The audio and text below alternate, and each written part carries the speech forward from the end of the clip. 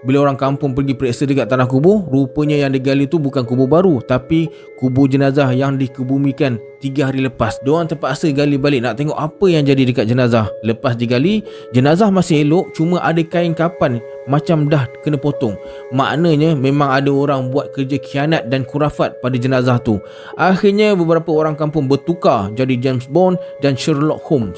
Diorang tubuhkan pasukan penyiasat. Setiap kali lepas ada kematian, diorang akan mengendap dekat kawasan kubur. Tapi pelik, macam ada orang dapat hidu gerakan diorang ni. Kelibat si penggali kubur misteri tu terus hilang, tak nampak bayang dah. Lepas beberapa kematian masih tak jumpa siapa pelakunya, lama-lama cerita tu pun senyap. James Bond kerja semula jadi nelayan, Sherlock Holmes sambung jadi konduktor bas.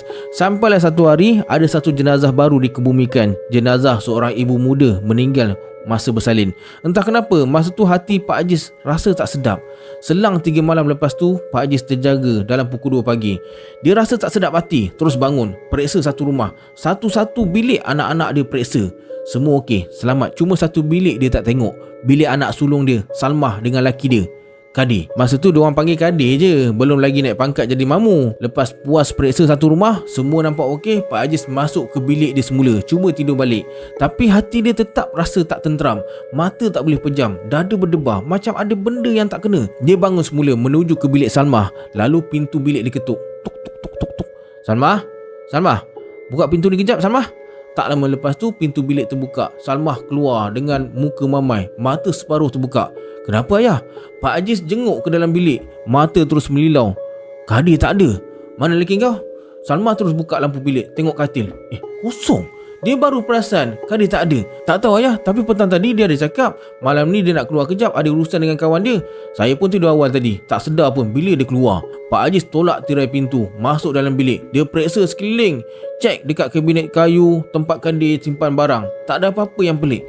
Ada apa ni ayah?